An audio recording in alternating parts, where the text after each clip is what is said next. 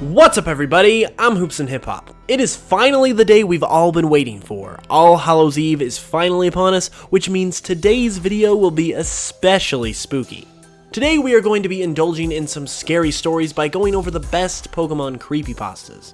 Now creepypastas, as I'm sure you all know, are basically scary stories which a lot of the time claim to be true and usually center around a particular franchise, in this case, Pokémon. Now there are a lot of creepypastas out there, and I don't claim to be an expert on them by any means, but after researching several of them, I'm going to give you guys my personal top 5 Pokémon creepypastas. So sit back, relax, and get ready to be spooked by some weirdo noodles. I mean creepypastas.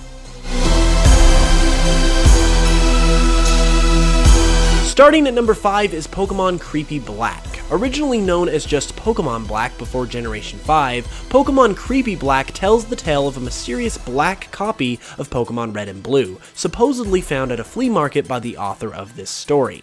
Now to quickly summarize, this mysterious cartridge played differently than other Pokémon games. Instead of starting with a normal starter Pokémon, you started with something called a Ghost, that used the sprite of the ghosts from Lavender Town. This Pokémon knew one move, Curse, and whenever it used this move, the game seemed to glitch out and the opponent's Pokémon would disappear. This move could even be used against trainers after all their Pokémon were gone, and would cause the trainers themselves to disappear and have their sprites replaced with a tombstone upon emerging from the battle. Ultimately, after beating the game, the author exclaimed that there were no people left in the game, only tombstones where people once had been. The player then enters into a battle, but this time it's against the ghost he had been using before. With no Pokemon and as an old man, he can only use Struggle, which ultimately just hurts himself, and before long, Ghost uses Curse on the player, which causes the screen to black out, implying that the player has been killed. After rebooting the Game Boy, the author reported that the saved game was gone.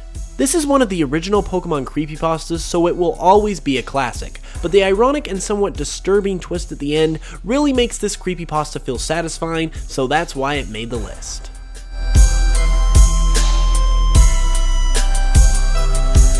Following up Creepy Black at number 4 is the tale of another so-called hacked Pokemon cartridge, and that would be Pokémon Strangled Red. Now the story of Strangled Red is a lot like the story of Creepy Black. The author exclaims that he discovered a copy of Pokémon Red in the trash, and this particular copy had a distinct tear on the label across Charizard's neck. Acting as a supposed prequel to Red and Blue, Pokémon Strangled Red has you playing as a character named Steven, who starts his journey with a Charmander named Mickey. The game plays like any other Pokemon game, but it's when you finish the main story that things start to get creepy.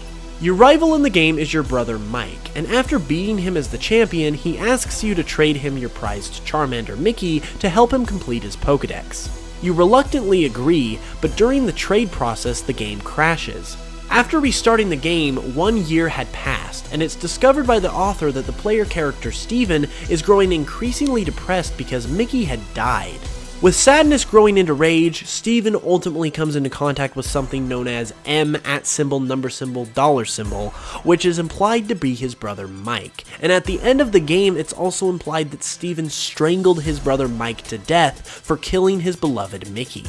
I definitely recommend looking up the full version of this one because obviously I just had to summarize it, but this one has a really nice balance of story and creepiness to it, and just like Creepy Black, I really like how the big plot twist comes right at the end after the main story. As good as it is though, we've still got some better stories to check out, so let's move on with the list.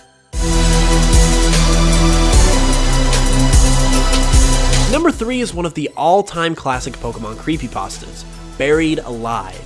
Buried Alive was one of the original Pokemon creepypastas that started to make its way around the internet, and what made it so believable is that it had legitimate looking gameplay to go along with it.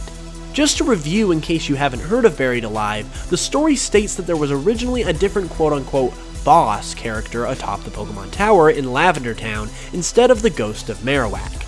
The boss was known as Buried Alive, and upon encountering it, you would enter into a battle and be greeted by a human corpse trying to pull itself out of the ground.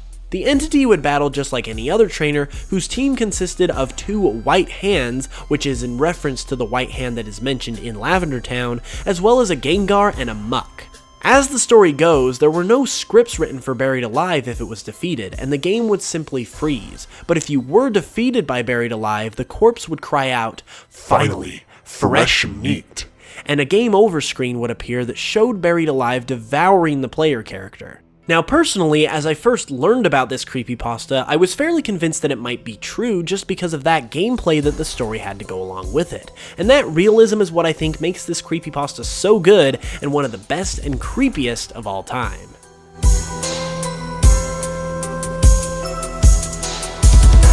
Up at number 2 is one that honestly was really tricky for me to find out if it was really true or not, and that's Lavender Town Syndrome. Now this one, just like all the others on this list, is just a story, but the story goes that shortly after the release of Pokémon Red and Green in Japan, large amounts of children began to commit suicide due to the effects of hearing the Lavender Town theme. The creepypasta states that the original version of the Lavender Town theme contained a pitch that could only be heard by the more sensitive ears of children, and this pitch irritated the children who heard it, causing headaches, nausea, vomiting, and ultimately suicide. Now this is a very believable creepypasta because the way it's constructed, it really can't be debunked. The version of the Lavender Town theme that caused all these suicides is only heard in the Japanese version of the games, and due to the way our ears work, can only be heard by kids. So due to the fact that the story is creepy and enticing and can't necessarily be delegitimized right off the bat, easily makes this one of the best and most interesting Pokemon creepypastas out there.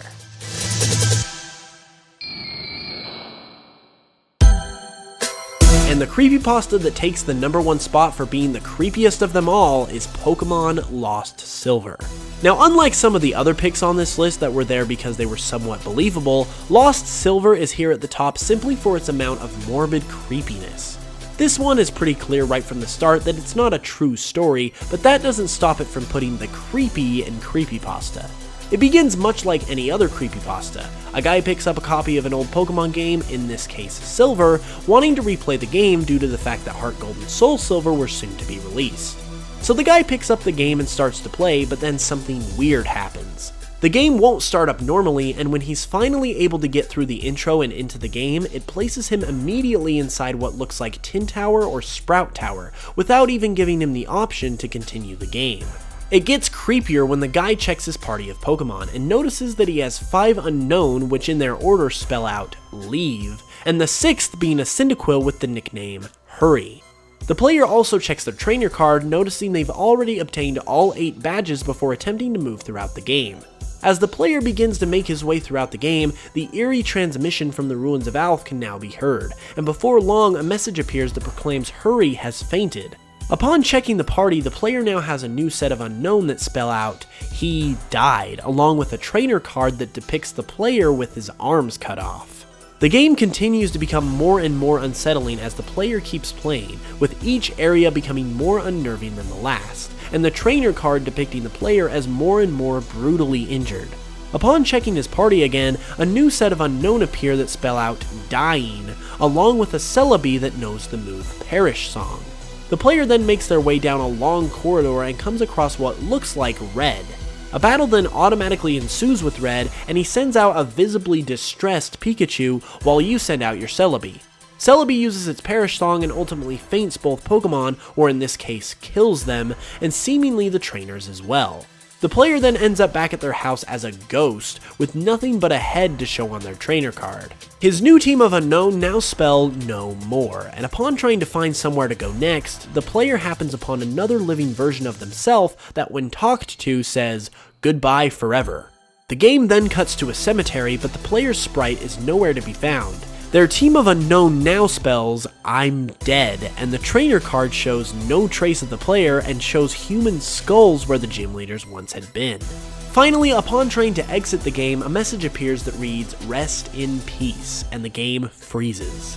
Now, for the sake of summarization, I wasn't able to describe this story in all its gruesome detail, but hopefully the video I provided helped a little in showing you just how messed up this creepypasta truly is. If you haven't gone over it before, I highly suggest checking it out in full because it is definitely one of, if not the best Pokemon creepypasta of them all. So there you have it guys, those were my personal top 5 Pokemon creepypastas. Now, I'm not really a creepypasta guy, but when Halloween comes around, I always like to indulge in some scary stories, and hopefully you enjoyed these just as much as I did. If you did happen to enjoy the video, be sure to leave a like and let me know your thoughts on these creepypastas in the comments below, or if you have another that you really like. If you're new to the channel, make sure you subscribe for more Pokemon content, especially with the build up to Ultra Sun and Moon, because I will have a ton of great stuff coming out. I also have a new album coming to iTunes, Google Play, and Spotify that contains all my newest and best remixes coming on November 3rd. So if you guys could check that out and pick it up, it would mean the world. Links will be in the description to where you can check it out. Anyways, I will be back with another video soon, so until the next one, as always, I will smell you guys later.